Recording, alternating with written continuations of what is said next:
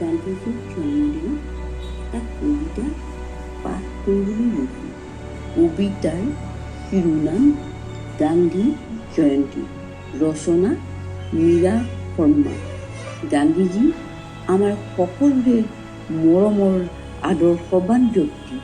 ভাৰতবৰ্ষৰ সকলোৱে ৰাষ্ট্ৰপিতা বুলি কয় এইজন ব্যক্তি।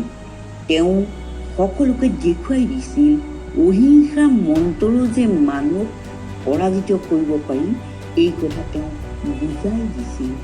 সত্য আৰু অহিংসাৰ নীতি মানি একো অস্ত্ৰ হাতত নোলোৱাকৈ গান্ধীজীয়ে আনিছিল স্বাধীনতা। বিনম্ৰতা ভাৱেৰে গান্ধীজীয়ে আন্দোলন কৰি গৈছিল দেশ। আজি এই 2 অক্টোবৰ দিনটো গান্ধীজীৰ জন্মদিন। সমগ্ৰ ভাৰতবৰ্ষই উদযাপন কৰে এই দিনটো। অহিংসাৰ পূজাৰী আৰু সত্যবাদী এইজনা মহান ব্যক্তিলৈ অজস্ৰ প্ৰণাম চিৰদিনলৈ। ধন্যবাদ।